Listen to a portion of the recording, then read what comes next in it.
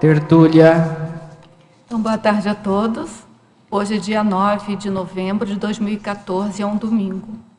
O verbete é de número 3.201, ele tem 6 páginas, 42 logias e 7 máximos. O tema, erro de abordagem, e foi elaborado segundo a especialidade autolucidologia. Quem redigiu o verbete já é o veteraníssimo Ricardo Rezende. O Ricardo Rezende, ele é graduado em Biblioteconomia, brasileiro, natural de Uberaba, Minas Gerais, voluntário da Conscienciologia desde 1999, docente em Conscienciologia desde 2006.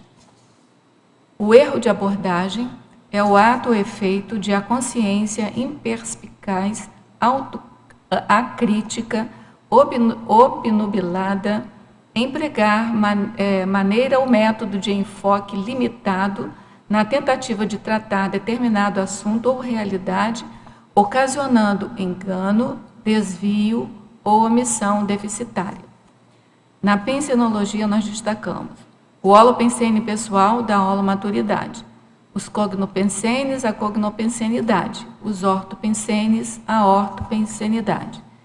Na fatologia, o desvio da abordagem, o realismo na abordagem, a abordagem inadequada no momento e local impróprio, a abordagem infrutífera, os apriorismos de abordagem, a abordagem antievolutiva, a distorção da realidade, o modo ilusório de ver algo à vista curta, a inconsciência crítica, a ilogicidade, a antirretilinearidade consciencial, a irracionalidade, os mal-entendidos, o ângulo estreito da abordagem, as neo-abordagens, o autorrealismo na abordagem, a abordagem correta criativa, o exame acurado do assunto, o grau de vivência e conhecimento, a hiperacuidade, a cosmovisão. Na parafatologia, a autovivência do estado vibracional profilático, a paraabordagem errônea, o paraconstrangimento, o erro de abordagem na dimensão extrafísica, a paragafe, a abordagem correta à para-realidade. Na argumentologia, nós destacamos vários parágrafos, a começar pela tabelologia, que no contexto da autolucidologia, o verbetógrafo faz o cotejo de 10 posturas, estados ou condições conscienciais propulsoras dos erros e acertos de abordagem. Na categoriologia, segundo a autopesquisologia, o verbetógrafo lista 10 categorias de erros de abordagens. Na hipoacuidade, no âmbito da monovisiologia, ele também lista 10 tipos de abordagens errôneas, denotando visão estreita ou hipoacuidade.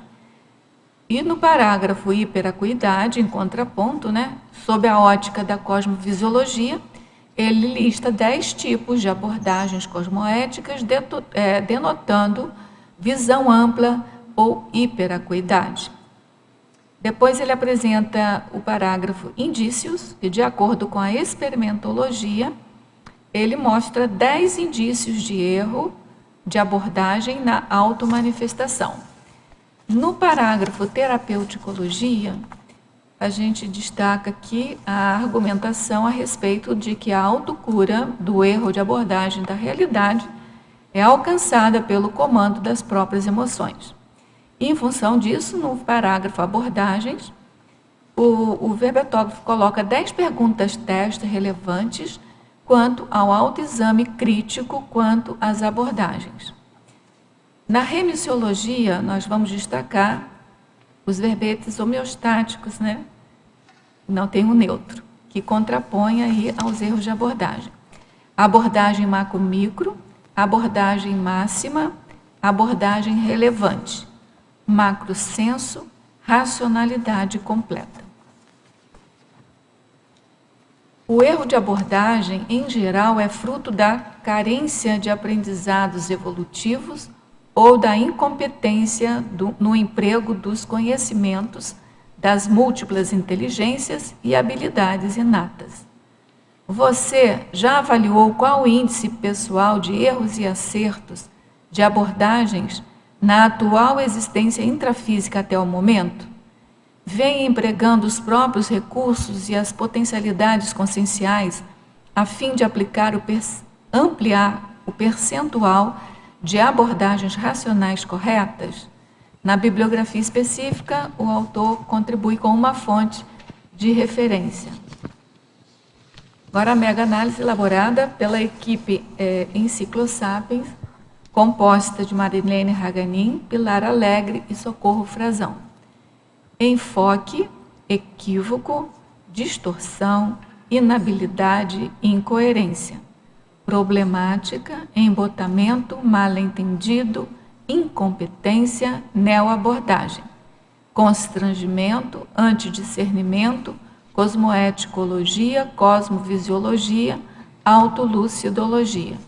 Paraprofilaxia, desviologia, priorologia, errologia, autocoerenciologia.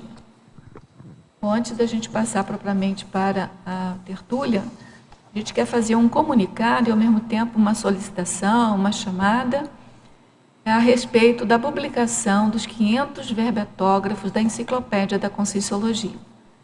É uma satisfação bem grande, né? A gente já está com mais de 440 neoverbetógrafos e a gente está preparando uma publicação onde nessa publicação vão constar os 500 neoverbetógrafos, né, com o nome, fotografia, uma mini biografia.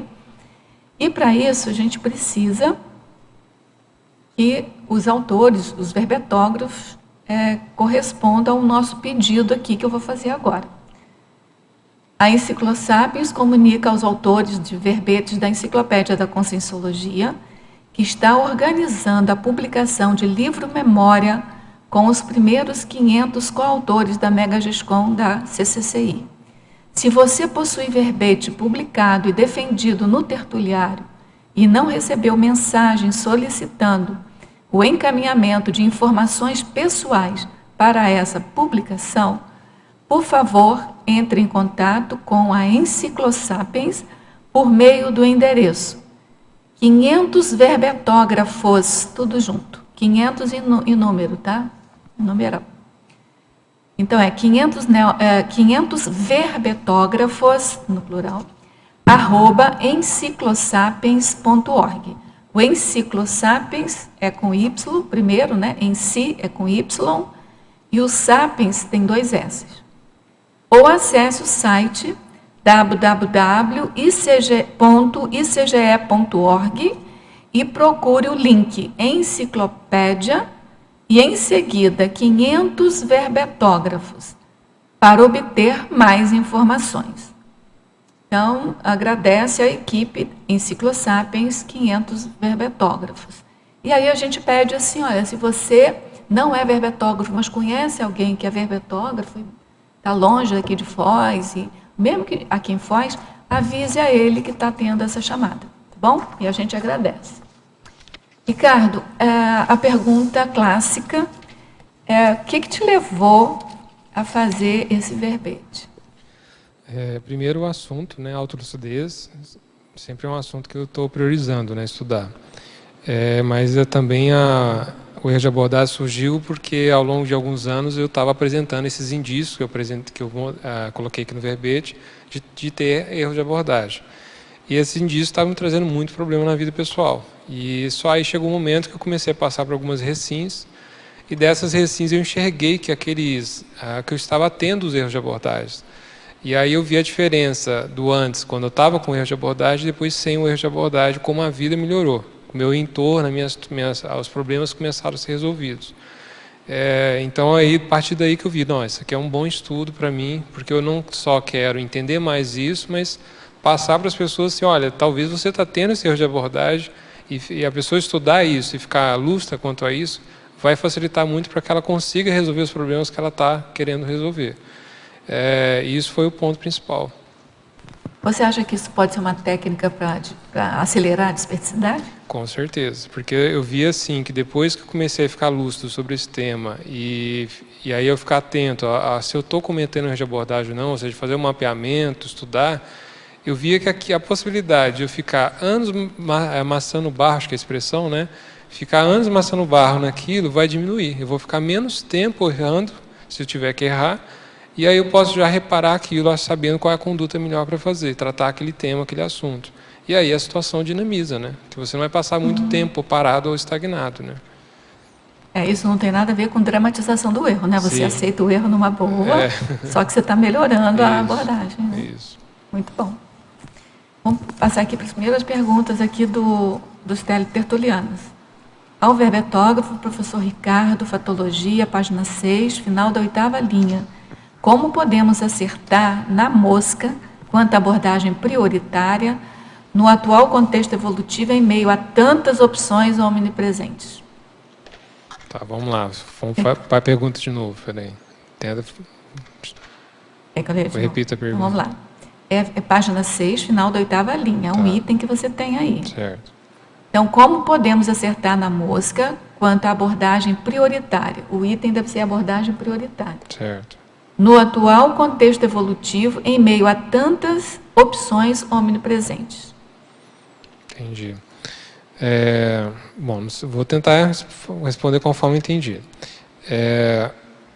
Primeiro, aquela questão é a seguinte, né? Você tem a questão das áreas da vida, né? Então, você priorizar quais áreas da vida você quer dar importância para que aquilo ajude mais no seu desenvolvimento pessoal. Então, assim, aquela questão da auto-organização, né? Primeiro, o aspecto de você saber o que você quer priorizar, que vai ser útil, importante, e dentro daquelas prioridades, em cada área que você tem, como você vai lidar com cada área.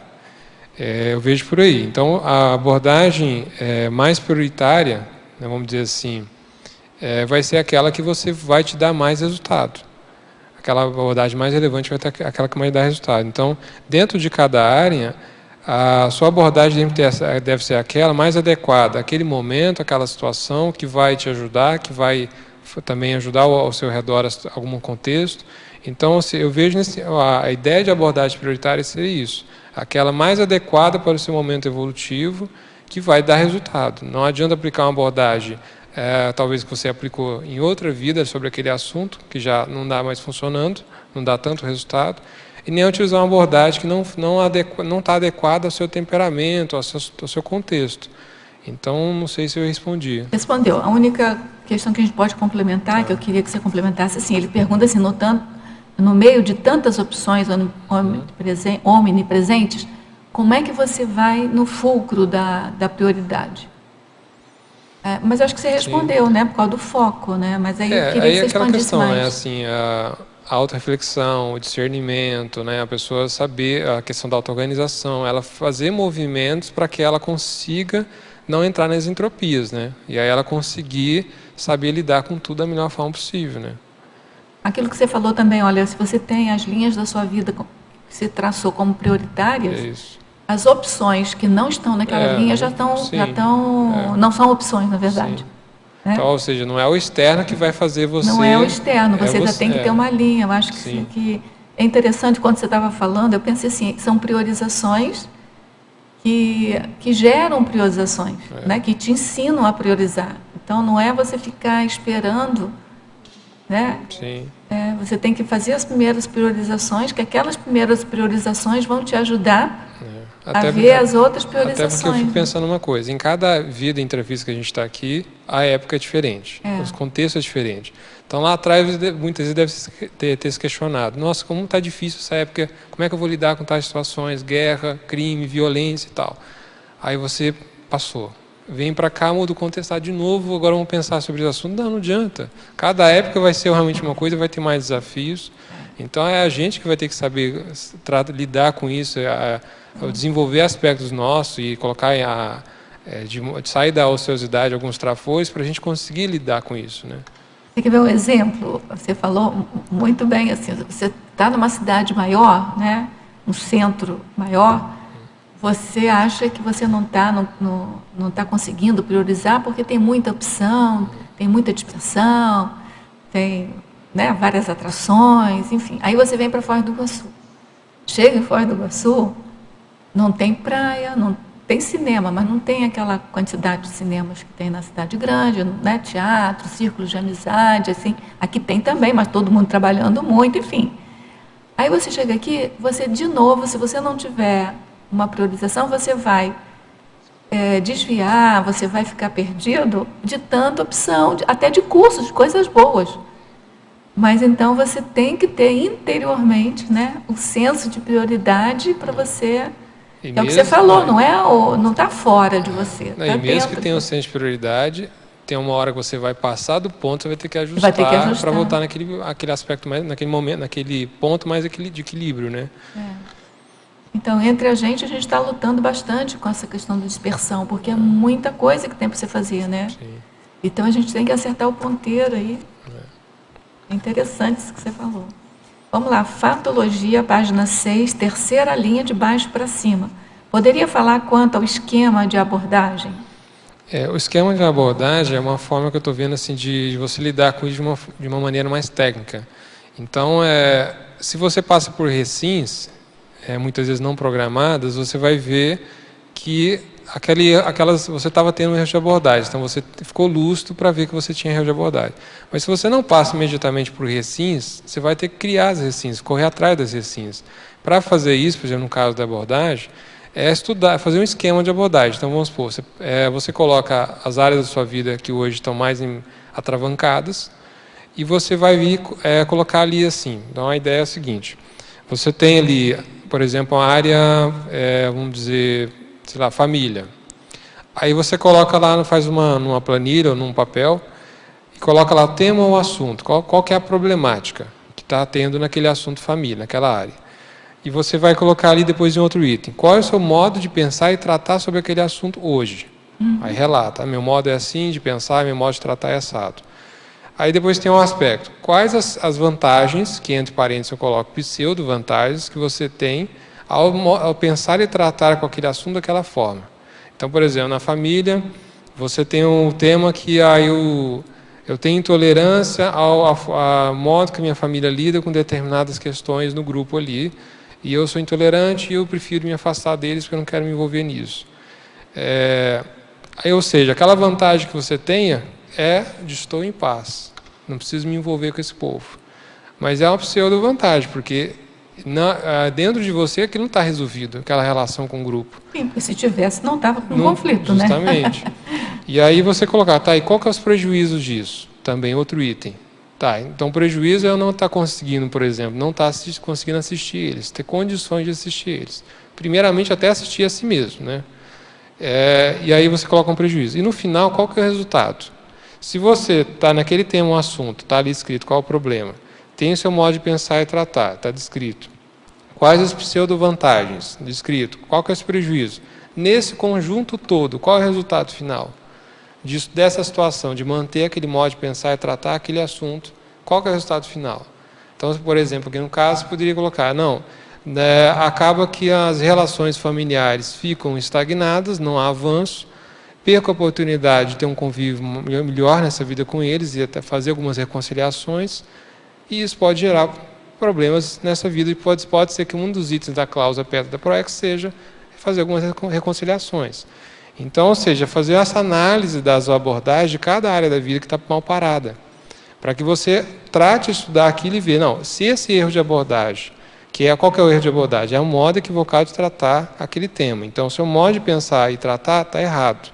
Então, mude o seu modo de tratar e pensar. Faz uma experiência de mudar, mesmo que forçadamente, a sua modo de pensar e tratar e ver se muda o resultado. Ver se começa a aparecer alguns benefícios dessa mudança. E aí faz teste, porque é melhor você testar alguma coisa diferente e ver se muda, do que ficar repetindo a mesma coisa e esperar resultado diferente. Então, essa é a ideia, de fazer esse esquema das abordagens, faz tudo. Então, é isso. Aproveitando o ensejo da pergunta anterior, tecnologia, página 7, primeira linha. Como funciona a técnica de esquematizar os temas, contextos ou realidades e as respectivas abordagens. Isso, Faz-se esse esquema por escrito ou mentalmente? Isso, é escrito. É o mesmo esquema da anterior que eu estou dizendo. Você faz isso escrito no intuito de estudar qual é a sua forma de estar lidando com aqueles assuntos, para você ficar claro que você está tendo um erro de abordagem ali, porque o problema de ficar só no mental é que você não consegue ampliar a sua lucidez sobre o assunto. Então você tende a repetir o mesmo erro. Então, se você coloca no papel e estuda aquela sua erro de abordagem, você vai entender mais como você está pensando e agindo naquele assunto. E aí você vai ter a oportunidade, por amparo também, acoplar com você e te mostrar talvez um novo caminho, uma nova forma de lidar com aquilo. E aí, a partir desse estudo, dessa nova forma, você vai ver os resultados. E aí você vendo os resultados, não, agora vejo que agora eu tenho nessa área eu tenho agora um acerto de abordagem. Que aí aquela área vai se desenvolver e você pode, por exemplo, priorizar outra área que está precisando pegar num ponto de erro de abordagem. Então, aqui no caso, é a mesma ideia. Então, você vai pegar temas ou áreas da vida e fazer esse estudo. Você acha que é comum, assim, por exemplo, o exemplo que você deu, que é a família. Sim. Você acha que e você descobriu qual é o erro seu de abordagem? É comum você perceber depois que você identifica na família que você tem um erro similar em outros grupos de relacionamento? Eu vou generalizar um pouco mais do que você está dizendo. O erro de abordagem, muitas vezes, a forma que você está lidando com determinada área, muitas vezes é a mesma que você está lidando com outra. Uhum. Então, ou seja, devido a questão da lucidez, se você tem baixa lucidez, a tendência nossa é pensar da mesma forma sobre qualquer assunto. Generalizar o erro, né? Então, você tem um ponto de vista que aquilo que você pensa é o melhor. Aí você vai usar para todas as suas áreas. Eu vejo que se você amplia a sua lucidez, a tendência é múltiplas abordagens. É cada caso, cada situação, cada área, você tem uma abordagem mais apropriada. E é isso que a interassistencialidade requer da gente, né? Aprender cada um ter a sua própria abordagem, né? Quer perguntar?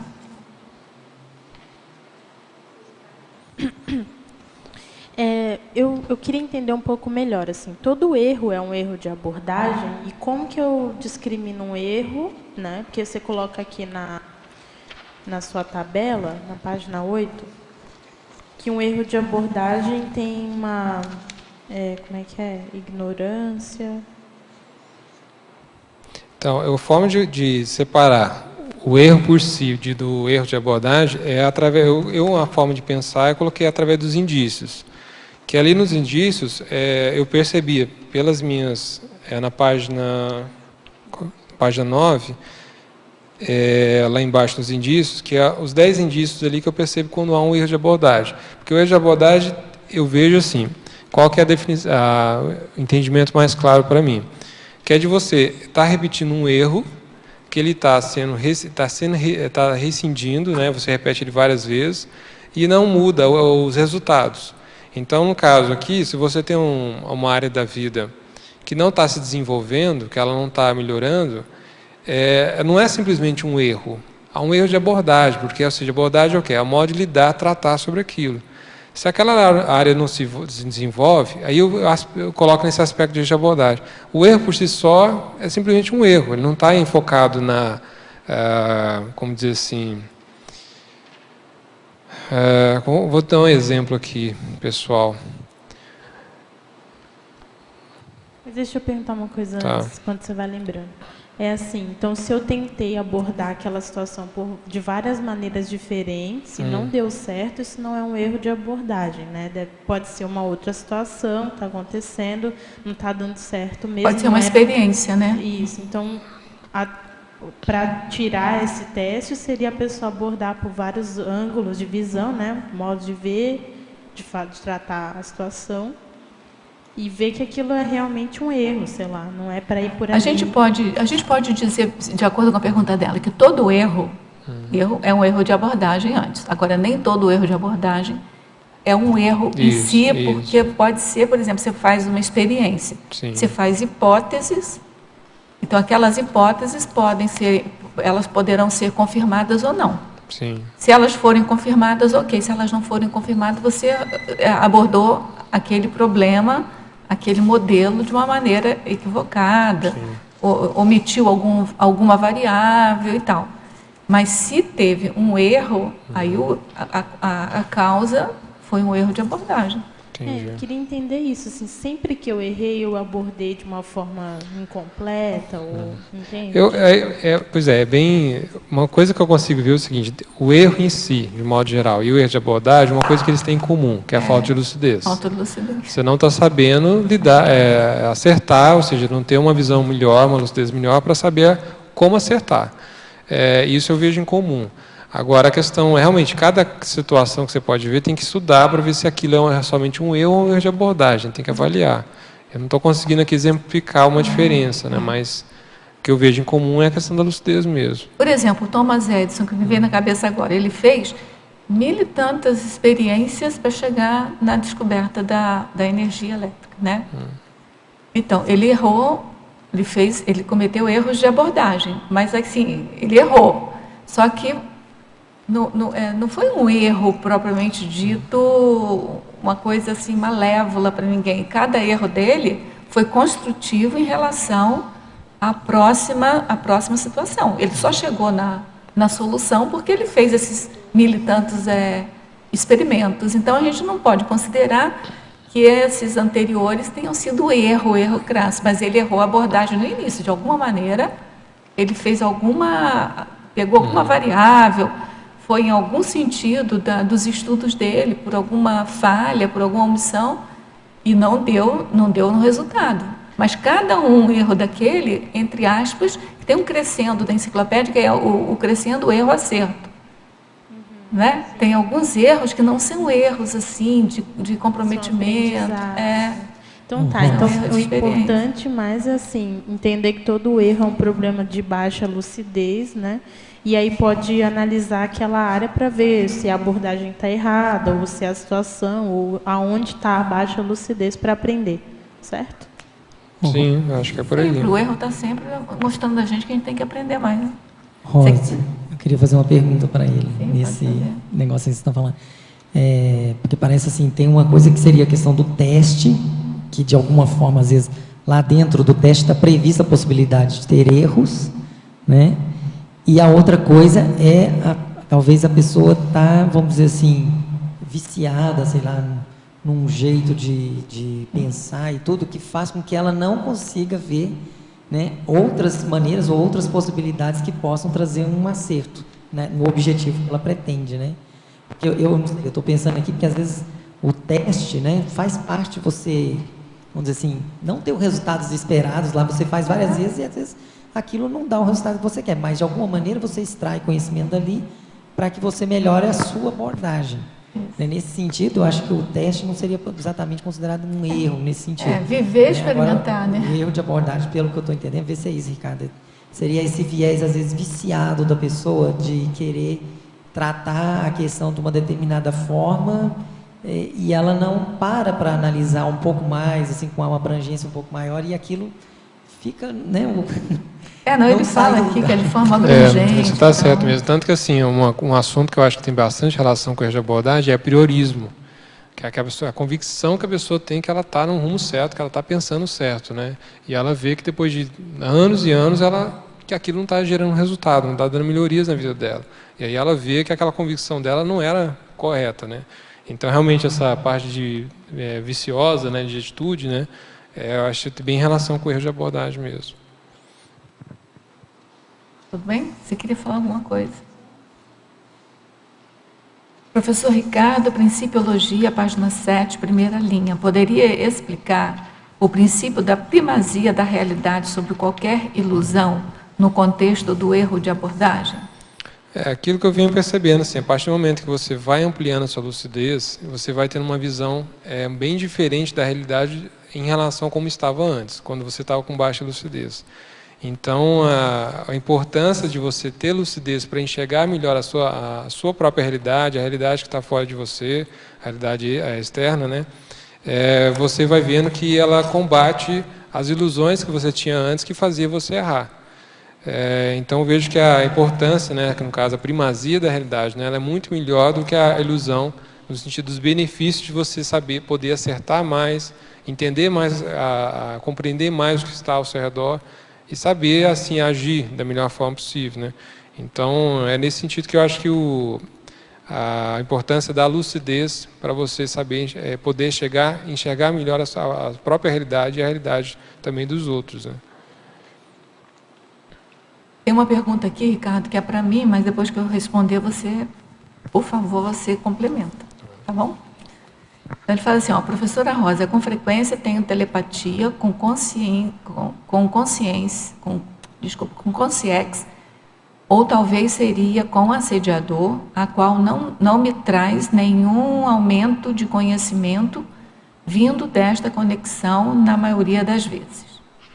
O que fazer para que eu consiga telepatia com uma consciência que fosse um amparador, o qual poderia fazer com que eu possa ajudar alguma pessoa ou a melhorar meu modo de ser e pensar?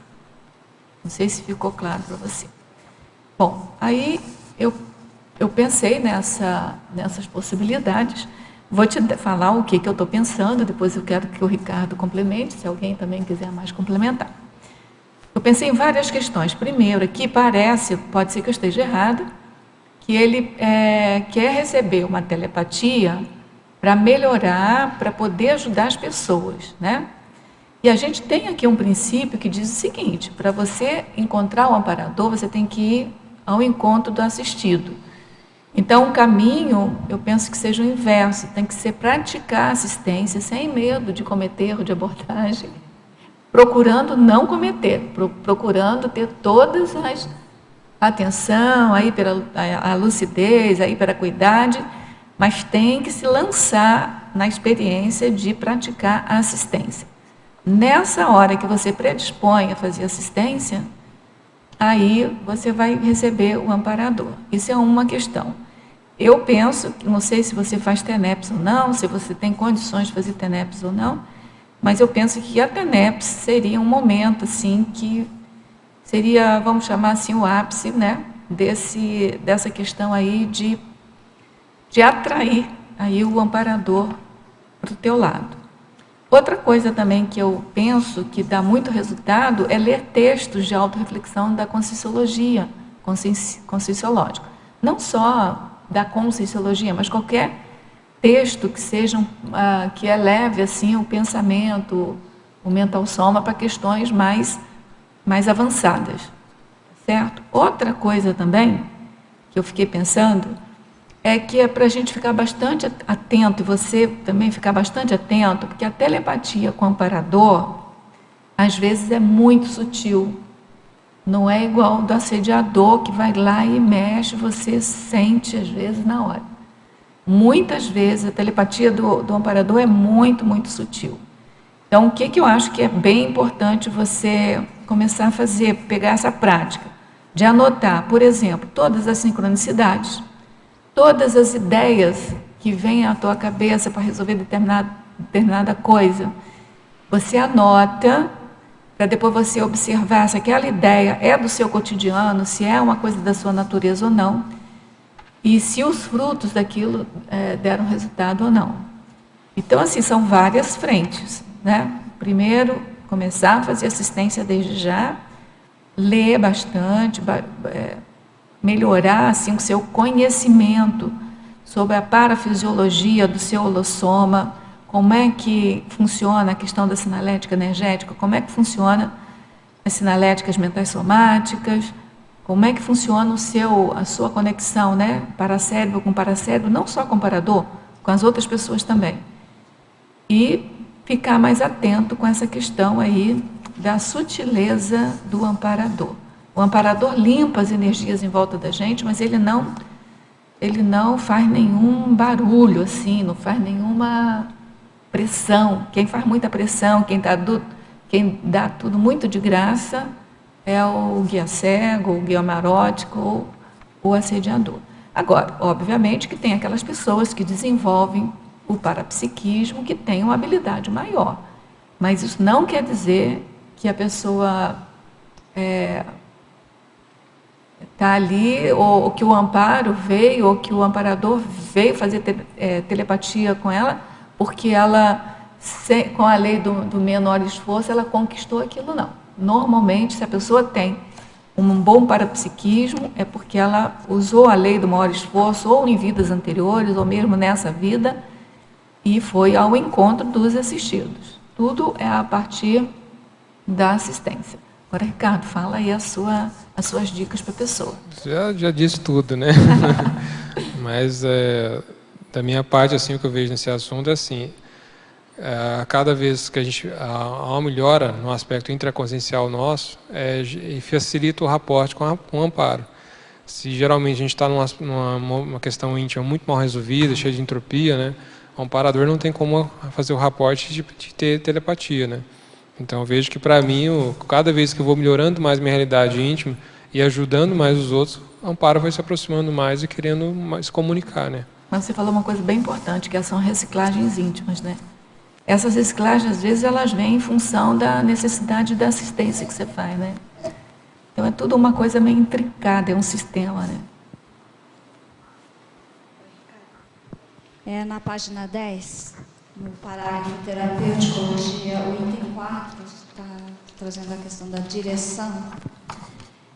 Tem condição de estar correto na maneira de tratar certo, contexto ou realidade, embora os fatos e parafatos apontam estar indo na direção errada.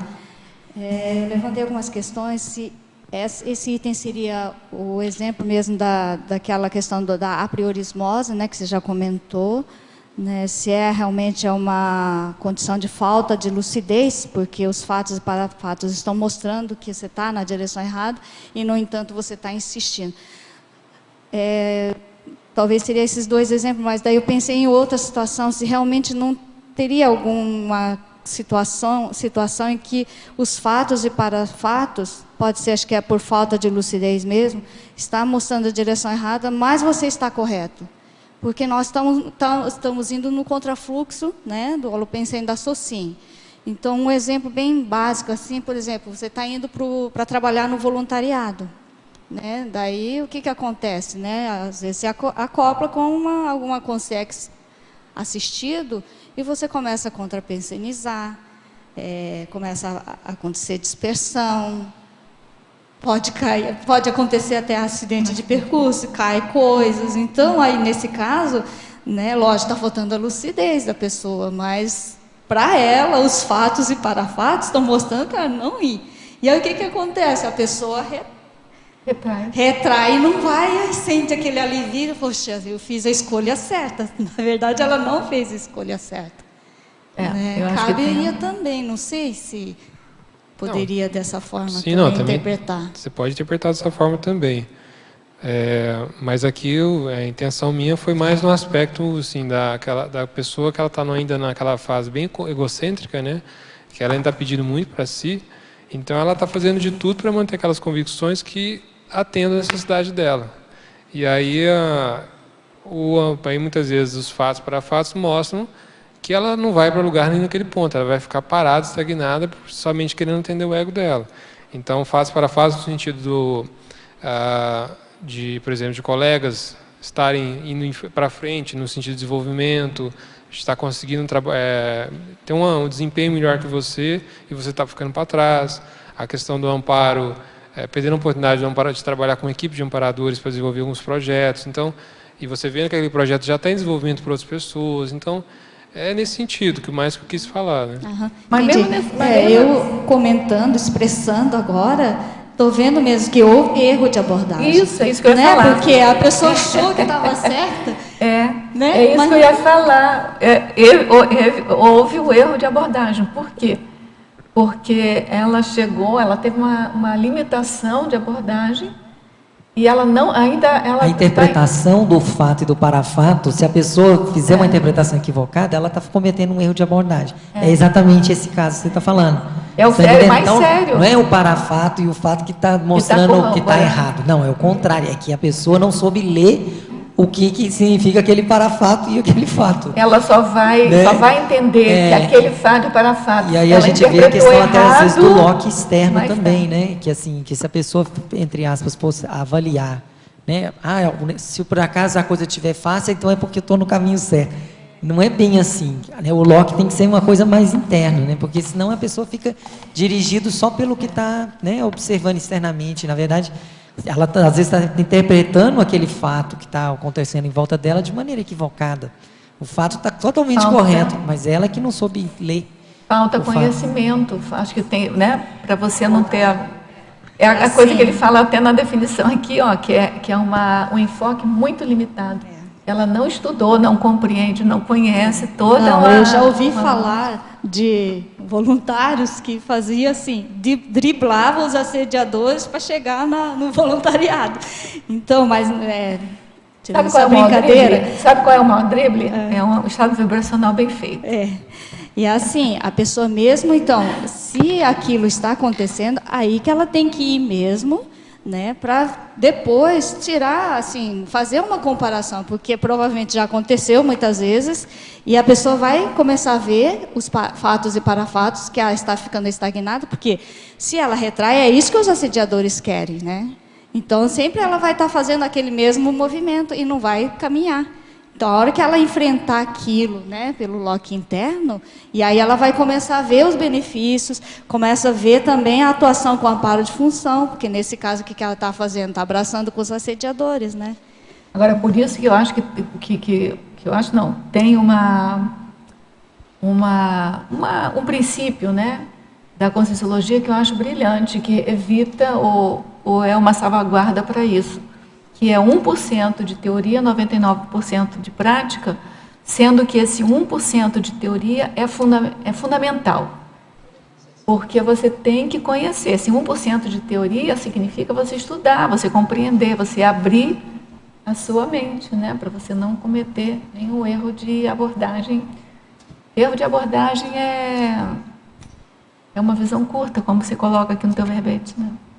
Eu só queria falar que muito do que a gente chama de contrafluxo, na verdade, é autodesorganização, né? Também. Eu acho que na maior parte das vezes é autodesorganização, autoassédio e falta de trabalho com as energias, porque assim, eu até brinco com o Ricardo que esse tipo de contrafluxo que as pessoas falam tanto, eu particularmente não conheço, entendeu? Porque as coisas não dão muito errado, assim, eu não sofro, quase não sofro acidente. E quando eu sofro algum tipo de acidente, e eu vou analisar, sempre teve alguma desorganização minha. Então, você faz culpar, né, as consciências e tudo. Bem lembrado. E eu, particularmente, não percebo isso, pelo contrário. Quanto mais eu estou organizada, com a ortopensenidade em dia, mais o fluxo do cosmos atua e as coisas dão certo, as coisas fluem, né? Então, muitas vezes tem um erro de abordagem ao lidar com essa questão do contrafluxo. Bem tem lembrado. até um verbete sobre isso, né? O contrafluxo ao cosmos, que mostra justamente isso. O que a gente chama de contrafluxo, na verdade, é a gente que está indo contra o fluxo do cosmos. Na verdade, é a matéria-prima para a autopesquisa, né? Onde estão as carências pessoais que precisam ser recicladas, né? Ele comentou bastante. Rosa, só queria comentar que o professor Valdo comentou hoje, né, que assim, nem todo contrafluxo é falta de autodesorganização, porque ele falou até assim, se a sua vida está muito boa, você está perdendo a sua vida, né, está muito à toa. Porque, por exemplo, se você jogar uma bomba na baratrosfera, eles vão cuspir para cima, não está nem aí para você, né? Agora, se você está indo realmente contra esse fluxo, querendo esclarecer os assediados, cada vez, assim, ele falou, você pode medir o nível da sua assistência, da sua eficácia, pela qualidade dos seus assediadores, digamos assim, né? Em te assediar. Então, se você está sendo muito assediado, é porque o seu trabalho está sendo muito eficaz. Então, acho que depende do erro, depende da abordagem, né? A gente tem que analisar os dois lados para não ter o erro de abordagem. Mas eu queria fazer outra pergunta também. Vai lá. Eu queria que você comentasse, Ricardo, na tecnologia, a primeira técnica. Tá. Foi o mesmo que eu tinha falado sobre o esquema de abordagem. de você então fazer estudar, né, as abordagens que você está aplicando em cada área da vida, né? Então o esquema nada mais é que um plano, uma descrição. Então você vai descrever quais as abordagens você está utilizando para cada área da vida, para ver se você diagnostica algum erro de abordagem, e aí você já planejar uma nova abordagem para ver se aquela abordagem vai ser mais correta. Vai ser correta. Eu acho que é isso. Você quer mais detalhe? Você também, eu pensei quando você falava de também dá para fazer um livro, né, de abordagens que deram certo. Acho que, na verdade, todo livro de esclarecimento é isso, né? Sim. Abordagens que deram certo para outras pessoas tentarem também. Sim. Obrigada. Professor Ricardo, pensenologia, página 6, segunda linha, o que caracteriza os cognopensenes? Poderia relacioná-los com o tema do verbete? Qual que é o pensene que você falou? Cognopensenes. Cognopensenes. É no sentido assim, de você, quanto menos você tem autoconhecimento, né, o conhecimento sobre as coisas em geral, mais você erra, porque você vai errar pela ignorância, né? Então, o cognopensenes é você conseguir, através de você buscar formas de ampliar a sua lucidez e a autoconsciencialidade, com isso você vai ter mais informações para saber como diagnosticar cada situação e ter a abordagem mais apropriada. Uhum. Então, o cognopensenes é nesse sentido, de conhecimento. Patologia, página 6, primeira linha. Poderia falar sobre o irrealismo na abordagem e, em seguida, a abordagem inadequada no momento e local impróprio? Tá, primeiro, realismo na abordagem. Realismo, né? Na abordagem. Irrealismo na abordagem. Então, você, por exemplo, se você olhar para suas abordagens, pode ser que uma delas seja irrealista. Então, aquela abordagem, por exemplo, num determinado trabalho em equipe, é necessário fazer determinada atividade. A demanda daquela local, daquela instituição é uma atividade. Mas, pelo grupo, há uma indiferença em fazer aquela determinada atividade. Se espera que o grupo quer fazer algo maior. Então, tem aquele pensamento megalomaníaco, de vamos fazer algo muito maior, de maior escala, e o grupo não consegue fazer. Então, ou seja, a visão está equivocada sobre a necessidade daquele grupo, a demanda daquela instituição. Muitas vezes ainda é necessário fazer alguns trabalhos menores, de menor escala, para poder, aos poucos, você chegar em trabalhos maiores. Então, ou seja, há um realismo no sentido de ver qual é o estado, a situação ou o momento daquele trabalho, daquele grupo ou daquela instituição, o que é mais prioritário para aquele grupo, né? Então, pode ser um exemplo de realismo a questão essa parte mais de pensamentos, megalomania, né? Outro aspecto que ela falou é do item,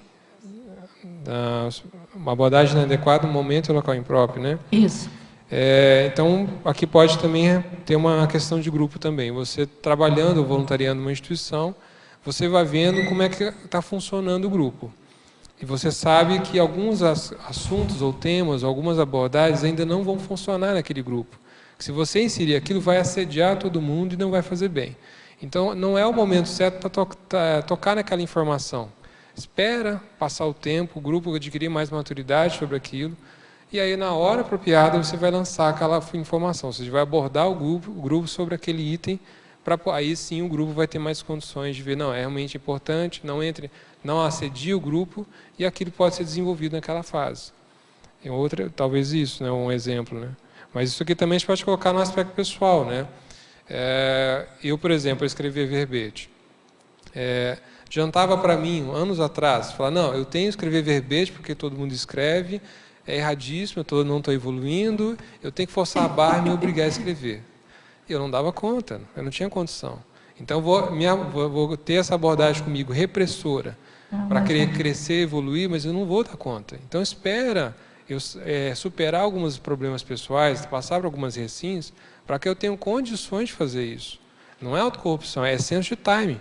Saber a hora certa que eu tenho de agir, que eu vou ser mais competente, eu vou ter mais condições de ajudar. Eu não vou poder ajudar os outros se eu não estou me ajudando ainda, só estou passando por problemas, né? Então, outro aspecto também, não agir no momento, ter uma abordagem mais apropriada naquele momento que é adequado, né?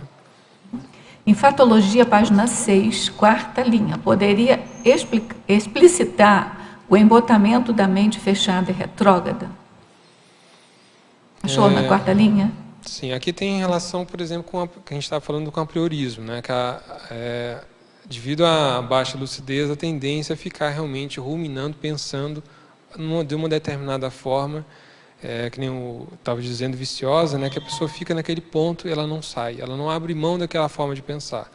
Então ela, como é que é a frase ali, é o embotamento, né?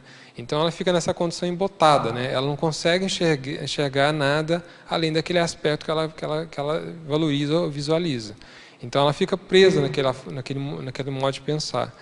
E com isso a abordagem dela nunca vai ser positiva. Ela vai sempre estar batendo no mesmo ponto.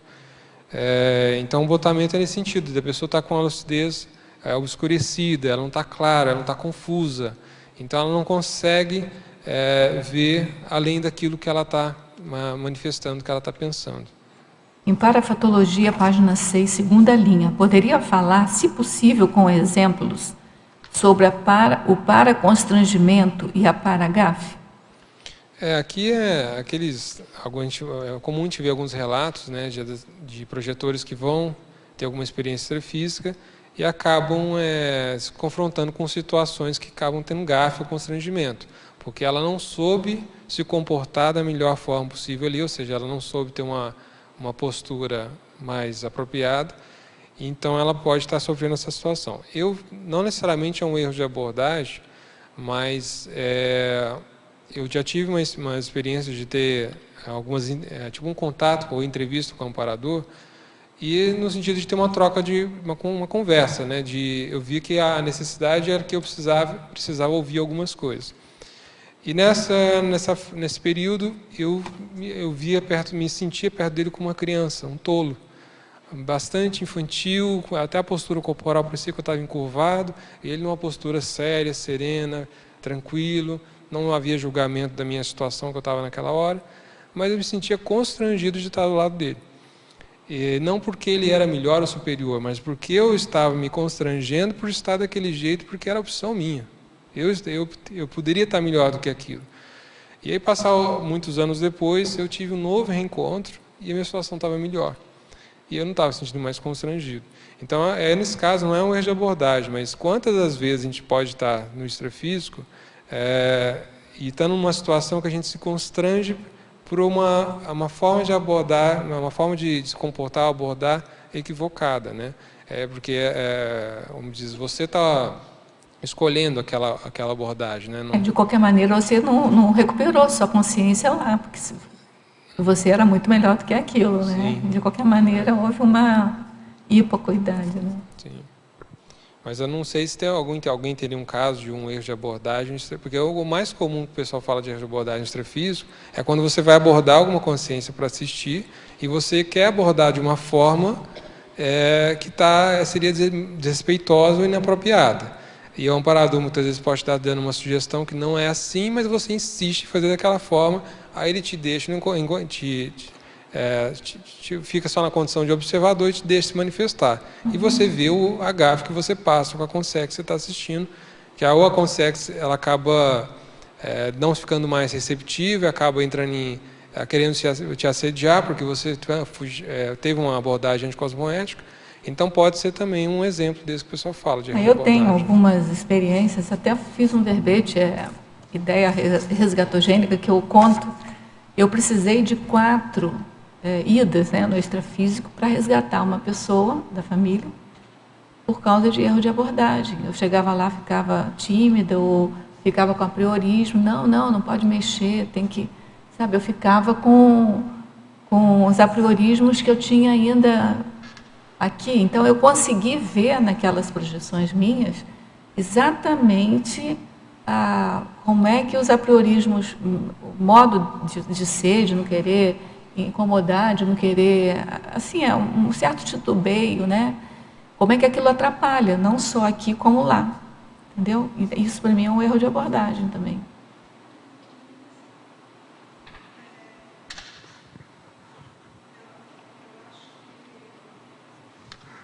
Parabéns, viu, Ricardo, pelo verbete. Eu acho que essa questão do erro da abordagem é interessante, que de manhã eu acordei pensando nisso. Eu quero me comunicar com uma pessoa em uma determinada postura dela, mas eu quero ver a melhor forma possível, né? Então, estou mais cautelosa. Mas eu venho pensando sobre esse negócio de erro de abordagem, não sei, aí o Ricardo, a Tatiana que estão estudando, né? A questão da diplomacia, da pessoa desenvolver uma diplomacia para, além do parapsiquismo, de perceber a sinalética e tal, para fazer essa abordagem. O que você acha do tema diplomacia, Ricardo? Eu tinha colocado aqui na trinomiologia. Sim. É o trinômio racionalidade, paracérebro e abordagem diplomática. Sim. Que tem relação com isso que você está dizendo, que realmente, assim, no aspecto de interconsciencialidade, se você tem no seu, eu pensei, na sua manifestação, uma manifestação mais racional, onde você utiliza mais o paracérebro, né? Você fica no aspecto de uma dinâmica de estar evoluindo, estar numa dinâmica boa, positiva, você tende a ter uma relação mais positiva com as pessoas. Então, as suas abordagens com os outros vai ser menos bélica. Então, você vai ter uma compreensão maior, uma assimilação, um acoplamento maior com os outros. Então, é aquele negócio, se você está acertando mais nas suas abordagens, a tendência também é acertar mais com os outros. A gente entende que tem uma certa relação, mas assim, tem verbetes específicos para isso que você quer. Sim. Que é a abordagem extrafísica, a abordagem a-consciex. Como é que você vai fazer uma abordagem a-consciex? Como é que você vai fazer uma abordagem ao assistido? Tem o verbete do professor Valdo específico para isso. No meu entender, o verbete dele, ele vai mais na base da questão. É claro que um erro de abordagem, como você está falando, que é pensar pequeno diante de alguma situação, vai acarretar um erro de abordagem ao outro. Uma questão mas eu acho que são coisas... A sua lembrança foi ótima, eu vou pesquisar lá. Mas eu estou achando a tal da sincronicidade, ainda mais que hoje está tendo curso, né? Porque eu acordei pensando nisso, qual seria a melhor abordagem para falar com a pessoa. E o verbete tem vários verbetes sobre abordagem. Mas por que você fala a questão de você agir mais com o paracérebro? Porque se você você se manifestar numa condição mais primitiva, primária, você vai usar mais o subcérebro abdominal. Então, você fica mais naquelas emoções animalizadas. A partir do momento que sua manifestação melhora, então, por exemplo, o hábito de escrever constantemente, você vai vendo que a sua pensanidade fica mais orto e a sua manifestação fica mais positiva, né? Então, você não fica animalizado, né? E aí, com isso, você usa mais o paracérebro, ou seja, você está acessando mais informações da sua memória, você está empregando mais o paracérebro, não está ocioso. Então, com isso, você fica numa condição íntima muito mais positiva, né? Eu acho interessante essa abordagem que você está dando, né? Está bem clara,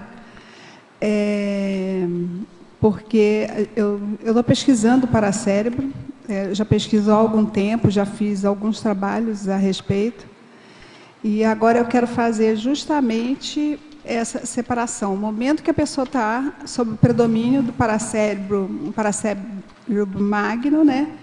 Um paracérebro já construído através das existências, e você está aí nas automimeses repetitivas, né? Mas o paracérebro é o mesmo, Marilza. O paracérebro é o mesmo. A gente já mesmo, mas a manifestação é mais psicossomática ou menos psicossomática. Mas nosso paracérebro começa desde que a gente era vírus, assim, bactéria. Sim, eu sei disso. É o mesmo, então pode... Eu sei disso tudo, mas eu estou dizendo a questão da manifestação.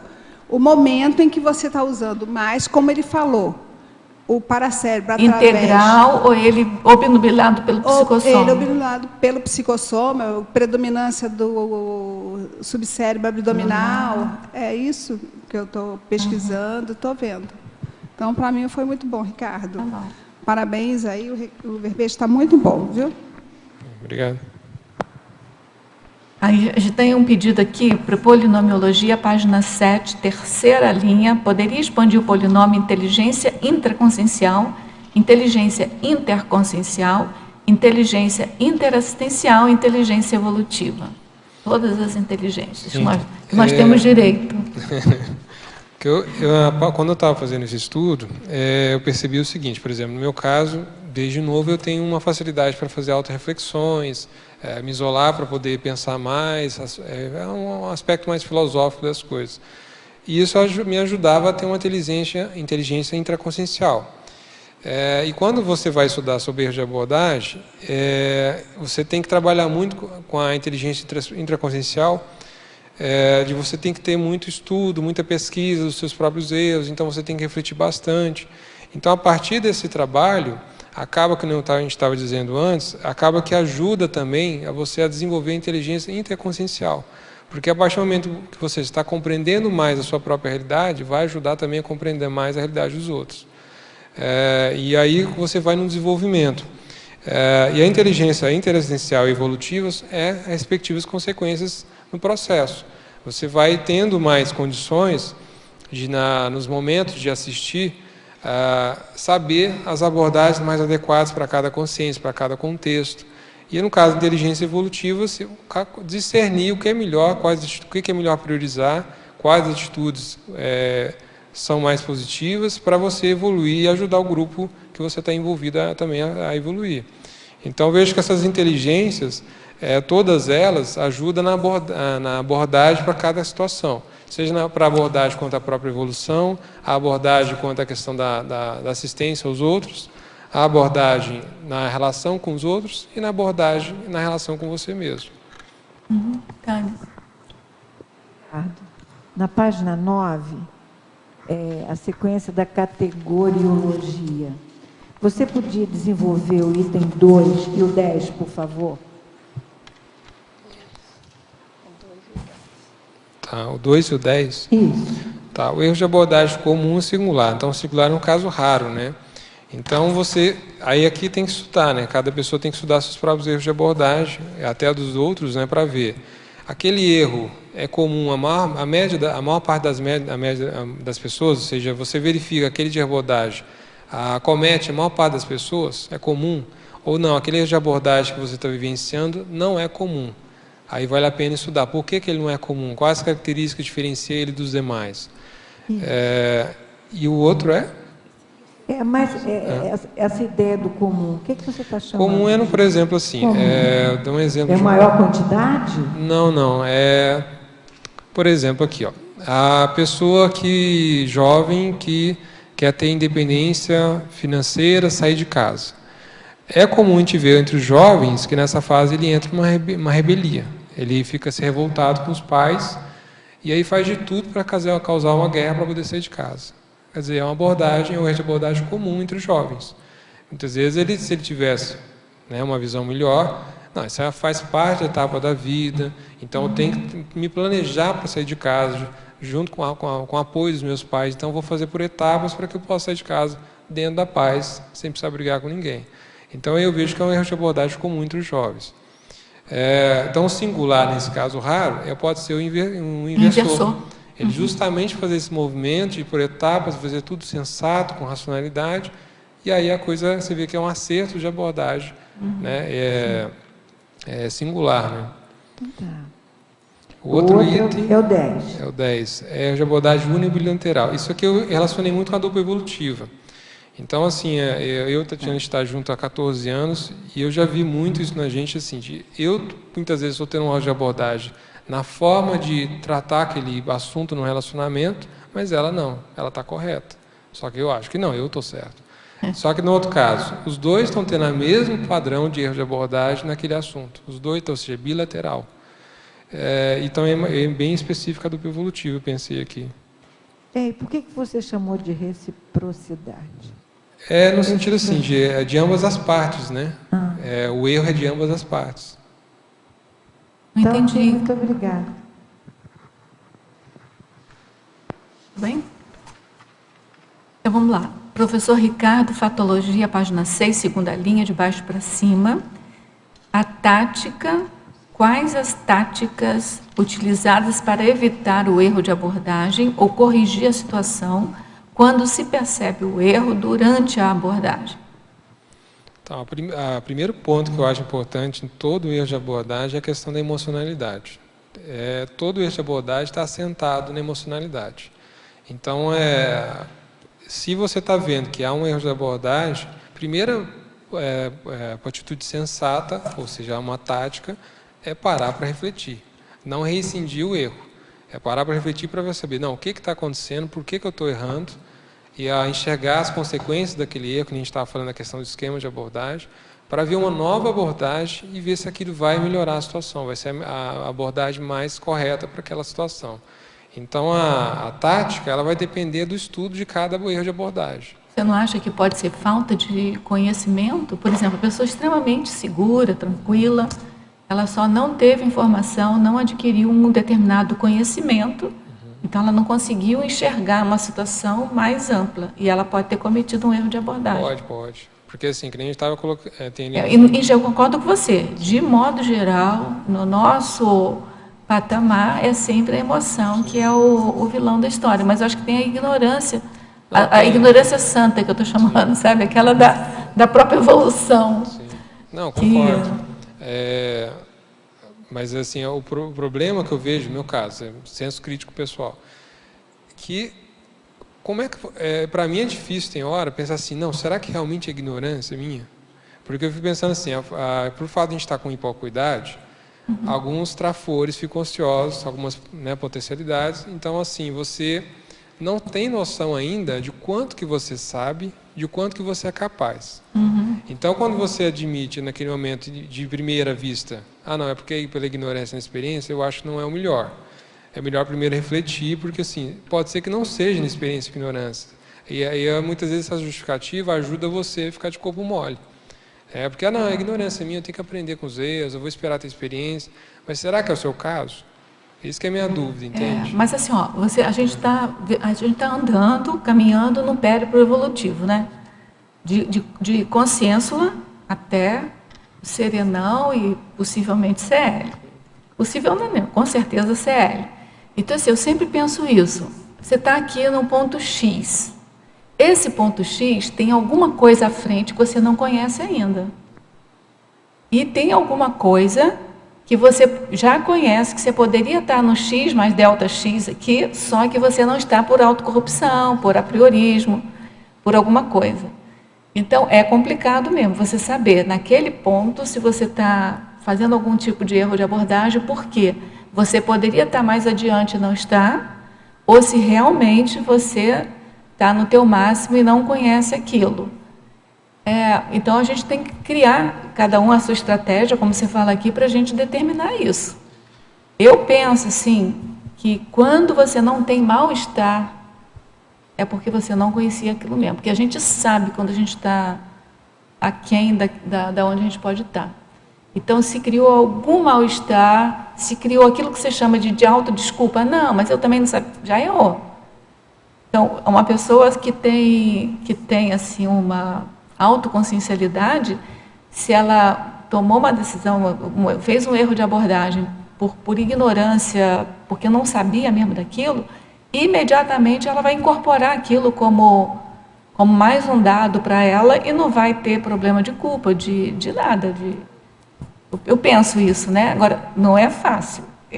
Esse é um dilema, assim, que eu fico estudando direto. Esse ponto, para mim, do mesmo jeito que você fala que você estuda muito a lucidez, eu estudo essa questão, sabe? Do périplo evolutivo, onde eu estou, e tem aí um desvio padrão, né? Que você está para lá e para cá, entendeu? Por isso a matemática ajuda nessa hora, né? X, delta X, enfim. Mas tem um desvio, tem um limite, tem tudo. Então, assim, tem um intervalo ali de desvio padrão que você está ali, ó. É o que o pessoal chama de zona de conforto, né? De repente. Que a psicologia chama de zona de conforto, a gente chama de desvio padrão. Ô Rosa, mas aí, nesse caso, né, quando é uma ignorância assim, evolutiva, que faz parte do seu nível evolutivo, não saber ainda como abordar melhor aquela situação. Aí aquilo não é prioritário, né? Porque assim, a gente tem tanta coisa que a gente vamos dizer assim, tanto trabalho para a gente fazer nessa vida, que é prioritário, né? Talvez essa parte aí, que seja a parte da ignorância, não seja o prioritário também. Eu acho que é. Sabe por quê? Eu acho que é. Porque é só assim que a Você gente vai evolui, evoluir. né? Porque se a gente só fica recuperando aquilo que a gente já sabe, a gente não vai passar daqui. Aí cria o limite. Você não passa daquele limite. Por isso que tem na paratecnologia a questão do extrapolacionismo parapsíquico. Verdade. Entendeu? Você está aqui num determinado ponto, você tem o extrapolacionismo, você não domina, patamar, né? você não domina aquilo, mas você tem aquela experiência. Entendeu? Então, aí você o que faz? Você volta a ser abóbora daqui a pouco, mas você já experimentou uma coisa lá. Então, se você já experimentou, você já sabe que existe. E aí você vai correr atrás. É isso que vai impulsionando você para frente. E isso, exemplarismo. Eu, por exemplo, eu fico vendo, gente, tem coisa que a pessoa sabe fazer que eu não sei fazer. Eu não tenho, é um outro mundo, é um outro bicho, entendeu? Por exemplo, eu brincava assim, um desperto é um outro bicho diferente de mim. Eu não sei fazer aquilo. Tem um exemplo aqui, na tabela dele, que talvez sirva de exemplo, não sei, talvez a gente pudesse explorar um pouco. O item 9, lucidez psicológica convencional e hiperacuidade consciencial. Um psicólogo, ele está fazendo o máximo dele, dentro da lucidez dele. Mas quando que é um erro de abordagem? Será que em todas as situações é um erro de abordagem de um psicólogo? É porque realmente há uma restrição de abordagem, né? Porque a abordagem, há uma consciência, não é só aquela vida intrafísica, aquela manifestação comportamental, né? Tem múltiplas vidas, que a pessoa, as vidas anteriores, os aspectos multidimensionais, a energia, tem muito mais coisas envolvidas do que só uma abordagem pontual ali intrafísica, né? Mas será que é sempre erro de abordagem? Eu queria entender melhor isso. Pois é, mas aí é um erro de abordagem por ignorância, porque não conhece. Você me fez lembrar uma experiência minha. Eu estava numa época fazendo terapia com um psicólogo convencional e começando a fazer a consciencioterapia. E eu não queria deixar o psicólogo convencional, porque eu já estava há muito tempo com ele e tal, e gostava, né? Mas aí eu comecei a ver, o período assim que o amparador aproveita, né? Toda noite eu tinha uma projeção daquelas assim, que eu voltava com toda a rememoração e tal.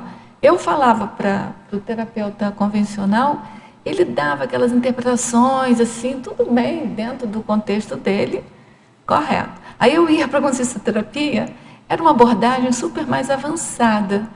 Então, assim, você consegue observar dentro do que você conhece, eu, por exemplo, que já conhecia a conscienciologia, eu conseguia observar que o psicólogo estava tendo, até certo ponto, um erro de abordagem, mas não que ele estava errado do ponto de vista dele, ele estava correto, entendeu? Mas para o paradigma que eu estava vivenciando, aquela abordagem era pequena. Então, esse erro, por isso que eu acho que o erro de abordagem nem sempre acarreta um erro. Lembra que a gente comentou isso no início? Todo erro foi um erro de abordagem, mas um erro de abordagem, às vezes, é uma coisa limitada que não vai causar um erro, é uma interpretação diferente, é uma... Né? Então, você me lembrou muito isso. Microfone, Marilza.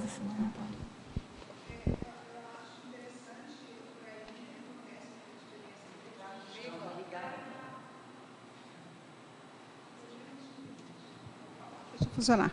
Bom, então, é uma questão da lógica. Para a lógica do terapeuta convencional, ele está certo, ele está dando o máximo dele. Só que ele teria que observar o seu paradigma, o paradigma do cliente, de uma forma geral. Mas ele não, vai fazer de acordo com o sim, pela conduta do cliente dentro do consultório, o terapeuta já sabe o tipo de abordagem que ele vai fazer, como é que ele vai tratar aquele cliente. Embora ele tenha a técnica do curso que ele fez, da técnica profissional, ele sabe que para cada um ele vai ter um tratamento. Deixa eu terminar. Então, voltando à questão do conscienciólogo num tratamento convencional. Eu acho que, pelo que eu conheço daí de fora, geralmente vai ter uma abordagem diferente. que não vai satisfazer muito ao conscienciólogo, porque nós estamos acostumados a expandir as ideias. Marilza, desculpa, mas às vezes não, às vezes é importante. Por exemplo, eu estudo psicologia, assim, por conta própria. Por exemplo... Então, por exemplo, tem essa psicologia positiva, tem outros tipos de psicologia que eu estudo pessoalmente. Peraí, deixa eu terminar. Então, eu acho que ajuda, sim. E eu fiz, só que, para mim, aquele momento não ajuda dentro de um determinado momento. Eu não estou dizendo que não ajuda. Eu estou dizendo, nós estamos discutindo sobre erro de abordagem. Eu, por exemplo, eu fiz terapia, fiz ano passado, eu fiz 6 meses de consciencioterapia e observei a diferença das abordagens. Não, que tem diferença. Porque o paradigma era o mesmo, né? Você vai falar sobre uma projeção, sobre um extrapolacionismo parapsíquico, ele vai entender e vai te ajudar a entender melhor ainda a sua experiência. E o convencional, não. Sim, mas aí, olha só, Marilza, essa experiência que eu tive também, ele mostrava um determinado tipo de problemática, não era totalmente errado, entendeu? É que, assim, eram abordagens diferentes. Então, para mim, eu olhando do ponto de vista do meu paradigma, eu sabia direito. Você conseguia discernir o porquê da abordagem. Mas não, é um erro assim, não é aquele erro que não é um erro clássico. É um erro de abordagem, mas não é um erro propriamente dito. É isso que eu acho que tem que ficar claro. Que é a maneira de abordar, mas não é um erro. Eu acho que também, assim, uma analogia que a gente pode fazer é o seguinte: às vezes a pessoa, por exemplo, está olhando um determinado, sei lá, resultado de uma pesquisa ou alguns fatos. Às vezes ela está olhando aquilo, né, de uma determinada forma, ela está entendendo, só que ela está vendo um pedacinho. Já uma outra pessoa que às vezes tem uma abordagem mais elaborada, etc., está vendo aquilo e está vendo outras coisas que aquela outra pessoa não está vendo. Então não é que a primeira pessoa estava vendo errado, não.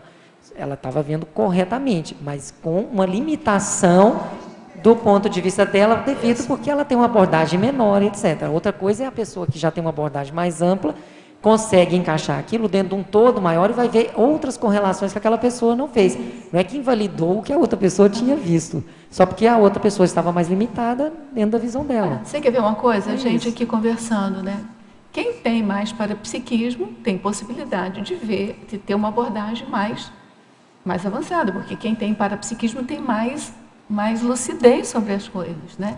Então, independente de ser um psicólogo do convencional, independente de ser um da consciencioterapia, se não tiver, quanto mais tiver, não vamos falar assim não, quanto mais tiver o parapsiquismo, aonde e qual linha ele estiver, mais ele vai conseguir ter maior lucidez e uma abordagem mais ampla a respeito de qualquer tema. Agora, e a gente tem que entender assim, que pelo menos eu vejo assim, que às vezes aquela pessoa tem uma determinada limitação, sei lá, por exemplo, o psicólogo convencional, que ele está atrelado a uma determinada, você está falando um paradigma, e ele vai ter uma determinada limitação no que permite ele enxergar ou interpretar determinados fatos, né? Então, já que vocês estão falando, eu também já passei por isso.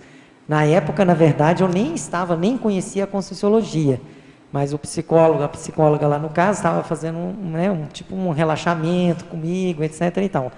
Lá pela Santa eu comecei a sentir uns negócios. E eu sabia o que era aquilo. Eu falei, isso aqui é uma consciência física. Na época eu chamava aquilo de espírito, mas é a mesma coisa. A interpretação da psicóloga era um negócio completamente diferente. Eu falei, bem, eu sei que não é isso, né? Então, quer dizer, ela foi com toda a boa vontade, né, interpretar aquilo, mas por um ponto de vista da limitação que ela sofre pelo paradigma que ela segue, né? Então, isso eu acho que a gente tem que compreender. E eu sou extremamente grato a ela, porque ela me ajudou num monte de outras coisas. Você quer ver um outro tipo de problema? Nós, na sala de aula, eu sou professora, você também. Quantas vezes você trata um determinado tipo de assunto e você não vê se tem consciência ou não com aquele aluno? Entendeu? Você está fazendo o melhor que você pode. É erro de abordagem? Não sei, se tem mesmo alguma coisa ali que você não viu, possivelmente para uma outra pessoa que esteja enxergando, seja um erro de abordagem da gente. Mas para a gente que não está enxergando nada além daquilo que os olhos estão vendo, não é um erro de abordagem. Então, assim, em tudo na vida da gente acontece isso. Eu não sei, eu estava pensando aqui, talvez, assim, uma coisa que define bem o que é um erro de abordagem é o efeito, a consequência. É a consequência. Entendeu? Se aquilo não assistiu, não deu resultado positivo, né? Criou problema, que a gente estava falando assim, na definição do verbete, um engano, um desvio, uma omissão, aí é um erro de abordagem. Mas eu acho que o seu verbete, vou ser sincero, o que eu acho mais importante do teu verbete é chamar a atenção da gente para melhorar o nosso parapsiquismo, a nossa cultura, o nosso conhecimento, porque a qualquer momento a gente pode estar cometendo um erro de abordagem, independente da boa vontade da gente, independente do nível de lucidez que a gente tiver. Em relação a outra, sabe aquele fenômeno que o professor Valdo fala da trirrecepção? Então ele estava dando aula, veio uma consciex, ele viu a consciex, um outro amparador que estava com ele não viu, aí veio uma terceira, que o outro viu, que só ele via, e o outro, cada um não via o outro. Entendeu? É isso que eu estou falando. Então, assim, a todo instante, a gente tem que estar aprimorando o conhecimento da gente, tem que estar melhorando a erudição parapsíquica da gente, a erudição conscienciológica da gente, para cada vez mais diminuir. Eu acho que, assim, do seu verbete, o que eu acho assim, o mais importante, não estou tirando as consequências, não, mas o mais importante é essa autoconscientização de que a gente tem que ser o tal do sempre aprendente e para sempre. É o desafio de escrever esse verbete, porque assim, você está estudando um assunto que é uma erro de abordagem, porque é o aspecto principal é a falta de lucidez, mas você está tentando ter lucidez mais sobre o assunto. Então, para mim, foi difícil estudar meus erros de abordagem sabendo que eu não tinha lucidez para estudá-los. Eu tinha que buscar ter lucidez para estudá-los.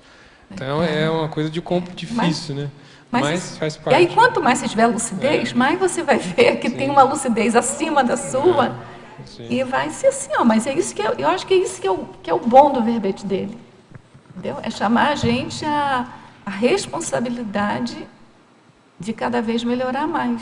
Rosa, Fala no microfone, senão a gente não ouve.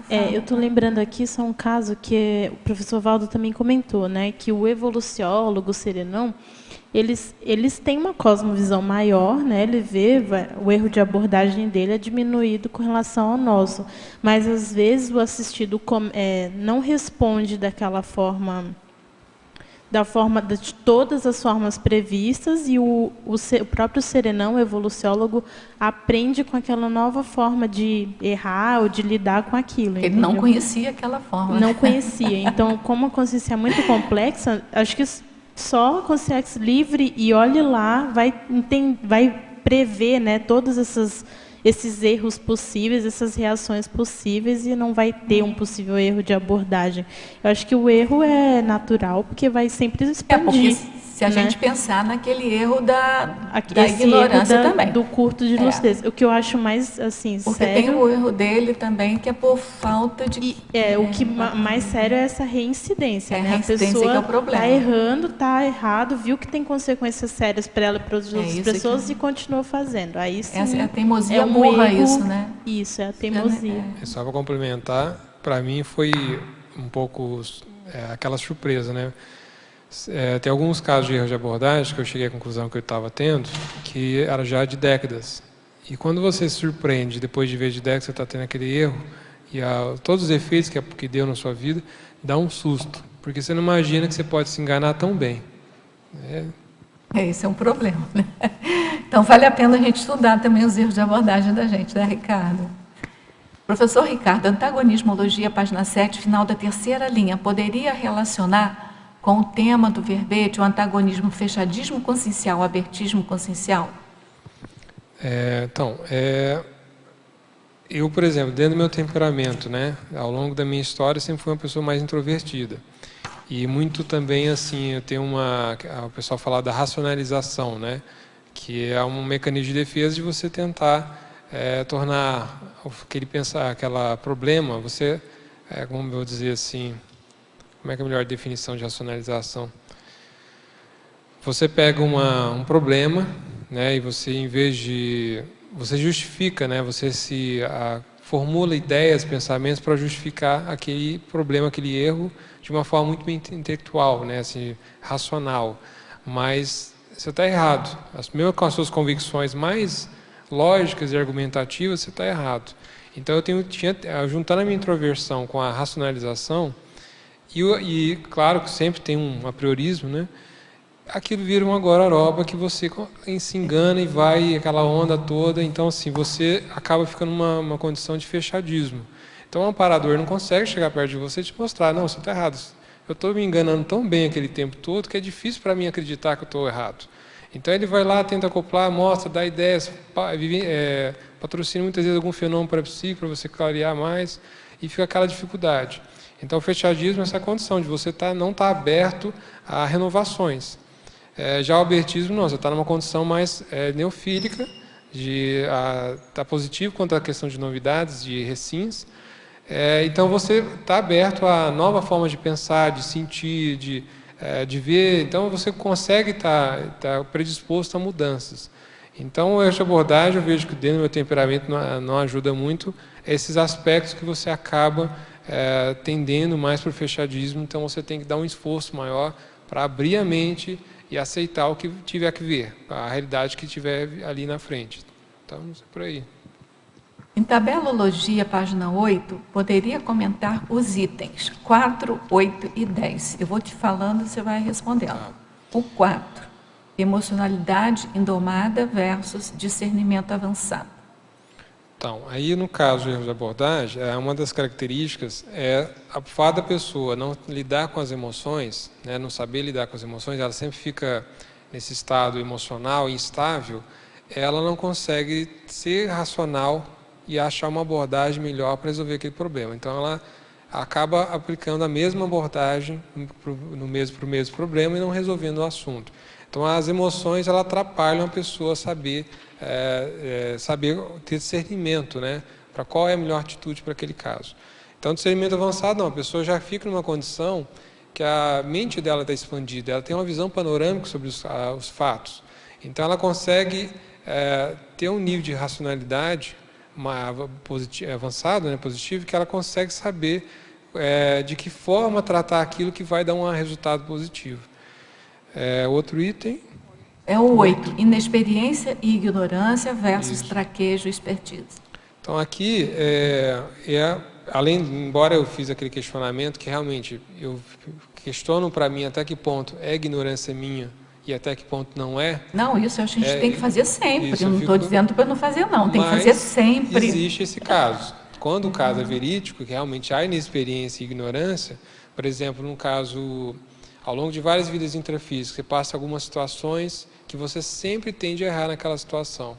Quer dizer, não houve ainda aprendizado naquele item que você conseguisse superar aquele obstáculo, aquele desafio. Então, ainda carece de aprendizado. Então, tudo bem, faz parte, então tem que continuar desenvolvendo para uma determinada hora superar aquilo. Já o traquejo expertise, ao longo de várias e várias vidas, você já passou por essas situações inúmeras vezes, utilizando abordagens diferentes, a maioria muitas vezes não deu certo, mas um determinado momento evolutivo que começou a dar certo.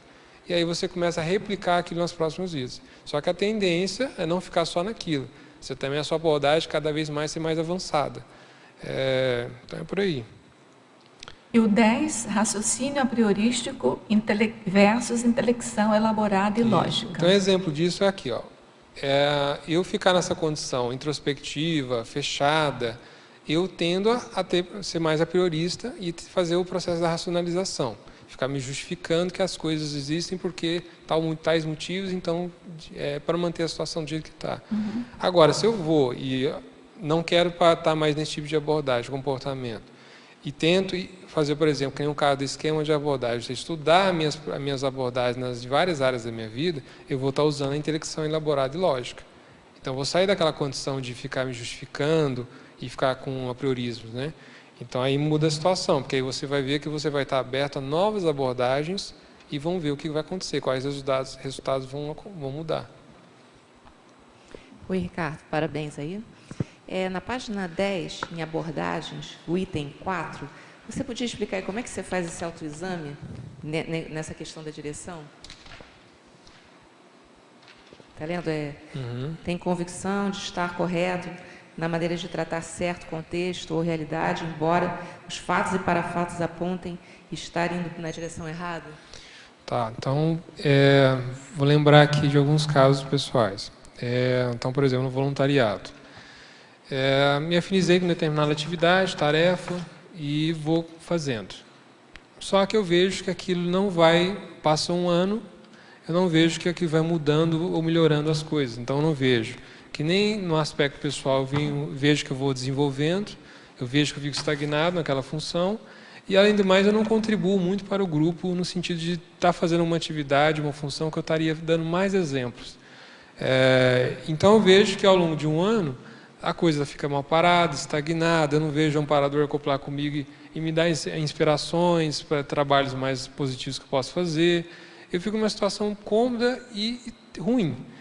E aí eu vejo que, passado aquele tempo, deu aquela saturação, eu falei, não, eu vou fazer algo diferente, não quero mais isso.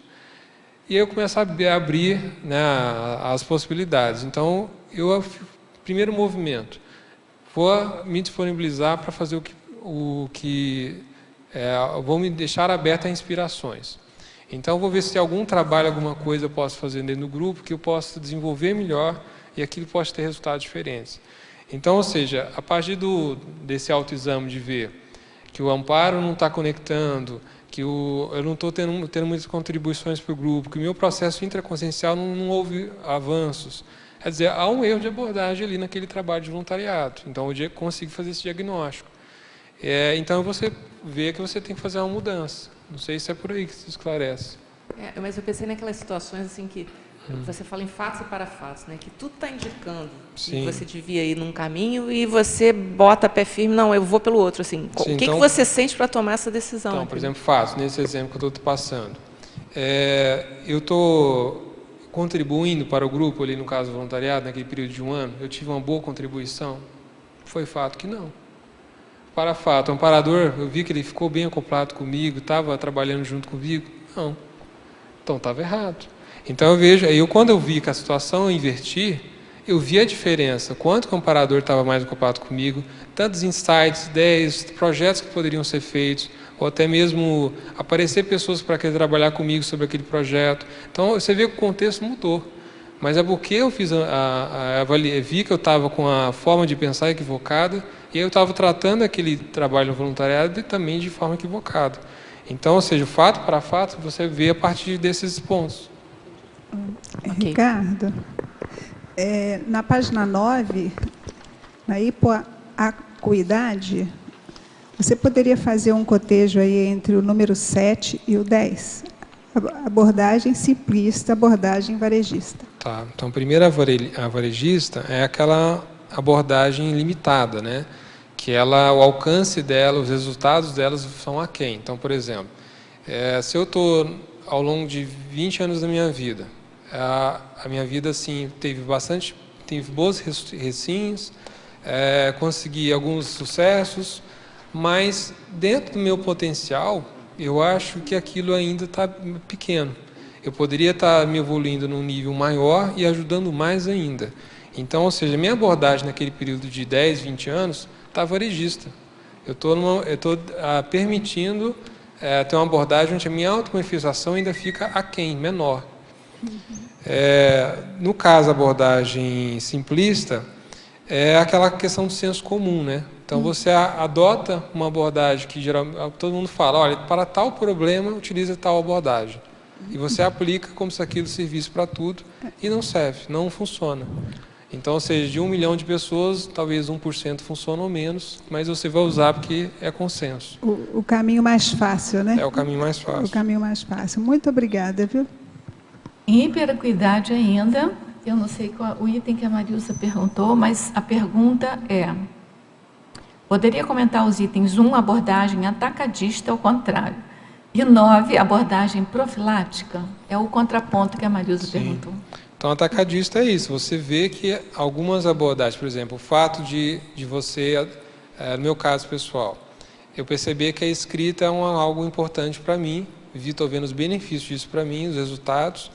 Então, em vez de ficar naquela condição pequena, de fechado no meu mundinho, e aquela abordagem, como vou dizer, mais é uma abordagem fechada, né? De ficar no meu mundinho, de não me expor, não fazer um trabalho desse. E os resultados serem pequenos, né? Eu vejo que nessa abordagem de eu adotar a escrita como uma prioridade pessoal para melhorar meu nível de automanifestação e assistir mais, eu vejo a diferença que faz nos resultados. Então, eu estou adotando uma abordagem mais atacadista. A abordagem profilática é a questão da prevenção. Então, se você vê que um erro que você está cometendo de forma reincidente, e você toda hora, toda vez que acomete o erro, você não se previne antes. Se você sabia que você podia errar naquilo, se organize antes para achar uma solução antes de errar, para você acertar e continuar acertando. Então, a profilática, você está tendo uma perspectiva a longo prazo. Já sei que pode acontecer isso devido às minhas tendências, minha personalidade, minhas dificuldades, então eu vou adotar alguma abordagem que me calce para que eu evite que erre naquele momento futuro. Pode fazer? Pode. Ricardo, na página 10, você, no número 9, para a percepção, faz uso do animismo parapsiquismo sadio na intenção de ampliar a autolucidez em prol da abordagem apropriada. Você usou alguma técnica específica para melhorar a sua lucidez? Você fez algo a mais do que você já faz? Deixa eu ver, mas não, porque a pergunta que você fez agora, não sei se está ligada à pergunta ao item 9? É o item 9 da página 10, da terapeuticologia. Aí nós já estamos na terapeuticologia. Tá. É o seguinte, o que eu percebi em mim, assim, o que mais vem dando resultado de ampliação da autolucidez, ainda num processo crescente, né? Primeiro que eu estou vendo que está mais resultado é escrever. É o hábito de escrever quase que diariamente. Por quê? É uma forma de você estar toda hora evocando ideias avançadas, tentando trazer conteúdos da sua memória. Então, você está ali tentando fazer aquele resgate de cons diário. Isso eu acho que é uma das coisas que mais deu efeito para mim até hoje. E isso, para mim, é o que mais é prioritário. Mas também, assim, outras atitudes que eu vejo que está ajudando, a partir do momento que você entra num padrão homeostático, então você está lá escrevendo bastante, então sua autopercenidade está sempre ali vigente, você fica num padrão de homeostase. E aquele padrão de homeostase, você pode ser mantido. A escrita é uma forma de manter aquele padrão de homeostase, o EV também, tem outras formas. Mas a vontade eu acho que é a principal. De você assim, não aceitar mais ter aquele padrão anterior, aquele padrão mais subsério, mais primitivo. Você, além de ter hábitos positivos no dia a dia, você firmar a vontade que você não quer ter aquele padrão anterior.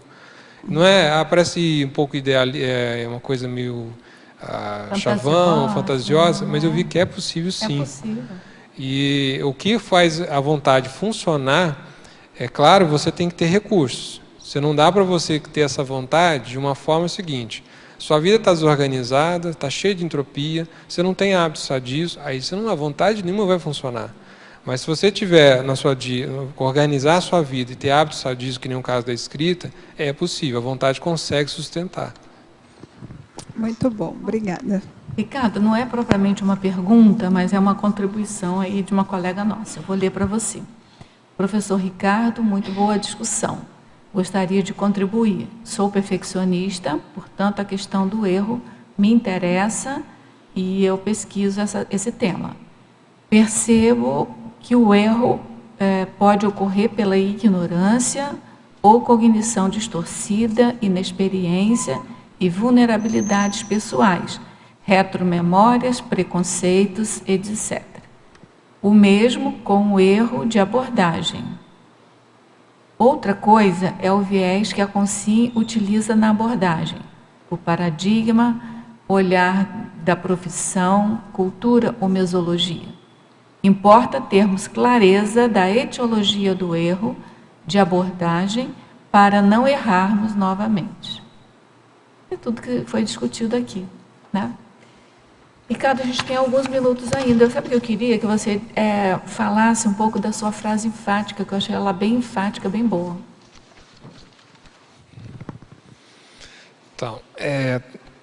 Então, o erro de abordagem, né, em geral, é fruto da carência de aprendizados evolutivos ou da incompetência no emprego dos conhecimentos, das múltiplas inteligências e habilidades inatas. Então, eu percebi assim que vendo as recinhas que eu estava passando, chegar à conclusão de ter o diagnóstico de erros de abordagens, eu percebi assim que algumas áreas realmente eram incompetência minha, que eu tinha condições de fazer muito melhor do que aquilo, mas eu estava abrindo mão vamos dizer, dos meus próprios trafores em prol de questões egocêntricas, infantilismos, ainda não querer deixar de pedir para si, então aquelas coisas que geralmente a gente fala. Então, ou seja, eu preferia ficar naquele meu universo ruim do que estar numa condição melhor e usar minhas competências. E o outro lado, mas tem áreas que a gente estava falando que ainda sofre de carência de aprendizados evolutivos, ainda falta ter mais experiência, viver mais algumas vivências, para que você consiga entender como lidar com aquilo, né? Então, é um caso, por exemplo, que eu cito de carência de aprendizado evolutivo. Eu tenho um exemplo aqui, que eu tenho hipótese de algumas retrovidas, e quando eu estava estudando as biografias, eu achei curioso que contando essa vida atual com as duas outras que eu estava estudando, as três tinham uma coisa em comum, que era toda a vida, até das 3 vidas, eu tinha tendência a largar da profissão. Seja qual profissão que seja, eu tinha insatisfação, eu achava aquilo chato, tedioso e queria largar aquilo. E eu via aquilo curioso, falei, gente, mas que estranho, se for confirmar essas retrovidas, em 3 vidas, eu ainda estou insistindo que a profissão, eu quero ser negligente quanto a isso, não estou entendendo, não estou ainda achando uma forma de lidar com a profissão, estou achando ainda que é uma coisa que pode ser banalizada totalmente.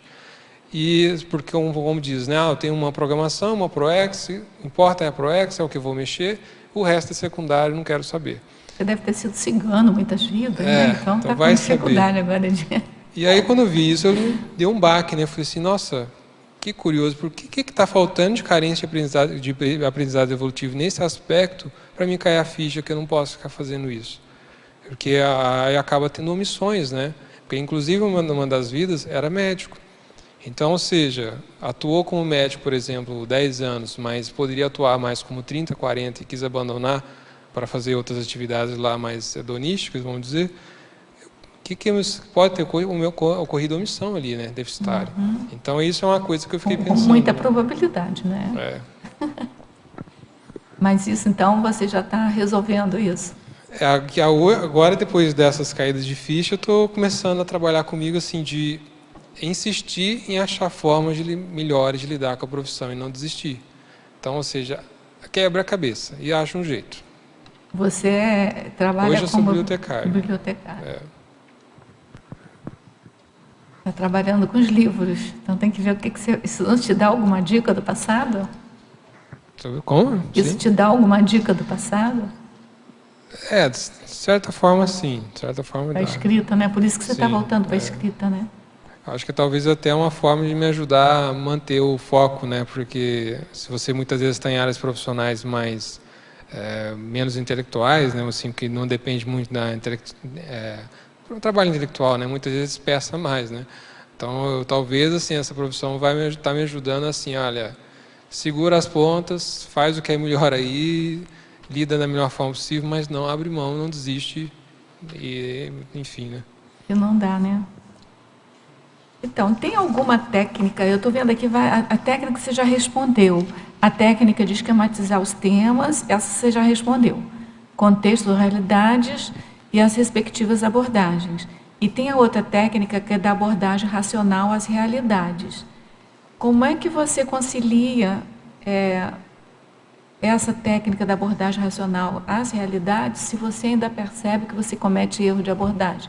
Como é que você faz as duas coisas? Para encerrar, você tem 1 minuto e meio aí para falar. Bom, se quiser falar sobre isso, não, você pode fazer uma abordagem mais geral. Tá? Primeiro eu estou fazendo aquele esquema, né? A partir daquele esquema, ou seja, colocar no papel as abordagens que eu estou utilizando. Por exemplo, primeiro focar nas áreas que estão com problema. Não adianta, não precisa focar em todas as áreas, só naquelas que estão com problema. E aí estudar os erros de abordagem em cada área, E aí eu aplico uma abordagem diferenciada. Então, por exemplo, no caso profissional, eu já estou aplicando uma abordagem diferenciada. Se está dando resultado, ou seja, é que a abordagem está mais racional, está mais correta. Está racional, está correta. Então eu vou para aquele caminho. Aí eu sei como é que é a abordagem errada, eu tento não voltar nela, eu tento seguir aquela abordagem que eu estou usando. Quais são os parâmetros para você ver se está dando resultado melhor? O primeiro parâmetro é bem-estar íntimo. Né, se eu estou bem com aquela condição. É o mais importante. Se não está entrando em autoassédio. O segundo aspecto é o contexto externo a mim. Eu estou relacionando melhor com as pessoas estão me relacionando melhor comigo. Os trabalhos que em grupos estão se desenvolvendo, eu estou contribuindo com isso ou não está parado. Então eu vejo tanto o aspecto intra como extra, essas variáveis. Se eu vejo que houve melhora dos dois lados, eu estou no caminho certo. Agora, se melhorou só para o meu lado e para o lado de lá, não, então não é ainda a abordagem melhor ainda. Acho que é por aí. Isso é bom. Olha, nosso tempo acabou mesmo, viu? A gente continuaria discutindo nesse tema, muito bom, você está de parabéns, continue aí pensando na lucidez que a gente só vai ganhar com isso, tá, Ricardo? Obrigado. A gente aguarda os outros verbetes seus, tá? A gente agradece a todos vocês que estão aqui presentes, que ajudaram a montar o campo aqui de energia, fizeram perguntas, que são as perguntas de vocês e as dos teletertulianos, que movimentam o nosso debate, tá certo? A gente agradece, então, a participação de todos os teletertulianos. Nós aguardamos vocês nos próximos dias, todo dia a gente tem tertúlia de 12h30 a 2h30. A gente aguarda vocês, que são vocês, junto com o verbetógrafo, que fazem aí o movimento das tertúlias, tá bom? E a gente passa, então, para os nossos comerciais. Obrigado. As pontuações da tertúlia de hoje são 19 assinaturas no livro de presença, 21 perguntas presenciais e 15 perguntas respondidas online. Hoje nós temos 4 recados. A Mara com curso 40 manobras em Foz do Iguaçu, a Marilza com debate no CAEC de Pangrafia, a Rose com curso Introdução à Serenologia e o Rômulo com acoplamentário. Boa tarde. A CIP convida todos a participarem do curso 40 Manobras Energéticas, que acontecerá de 14 a 16 de novembro, na sede da CIP, em Foz do Iguaçu, com o professor Epicom Mário Oliveira. É um curso prático, sem pré-requisito, que possibilita ao aluno vivenciar interações energéticas similares às que ocorrem no dia a dia. Com isso, aprendendo a lidar com essas trocas energéticas, desdramatizando as interações e o trabalho com as energias. São 3 dias de teática energética interassistencial. Informações pelo telefone DDD 45 2102 1421, 2102 1422, após as 15 horas. E também pelo e-mail acip@acip.com. Obrigada. Boa tarde a todos. Estou aqui para convidá-los para o debate agora, às 15 horas, no salão ao lado do restaurante, com o tema Pangrafia. Pangrafia é uma técnica de escrita, uma capacidade parapsíquica, a gente vai tentar definir isso agora. É a primeira vez que esse tema vem a debate. Conto com a presença das pessoas lá. Hoje, às 15 horas. Boa tarde a todos. Estou aqui em nome da Serenos, para IC da Serenologia e do CAEC, para convidá-los para o curso Introdução à Serenologia. Esse curso acontecerá nos dias 14 a 16 de novembro, portanto, no próximo final de semana, às 15 horas. E ele tem como objetivo abordar aspectos teóricos e práticos do serenismo, colaborar na estimativa do percentual pessoal de serenismo e incentivar a cultura, o desenvolvimento dessa cultura do serenismo autolúcido. Vamos ter também um campo, uma dinâmica de campo no domingo de manhã, círculo mental somático na semana que vem também será a respeito esse assunto, portanto estamos aguardando por você. As informações e inscrições poderão ser feitas aqui na recepção do CAEC, pelo telefone 45 3525 2652 ou pelo e-mail caec@caec.org. Muito obrigada. Boa tarde. Gostaria de convidar todos os tertulianos e teletertulianos para participarem do curso acoplamentário, que ocorrerá no final desse mês, em novembro, de 21 a 23, temática profilaxia do autoassédio. Nesse curso acoplamentário desse mês, serão os EPICONs Alcir Alves, Everton Santos, Felipe Mansur e Dulce Dal. É uma oportunidade, então, de desenvolver a clarividência interassistencial e também trabalhar com as técnicas profiláticas do autoassédio. Muito obrigado.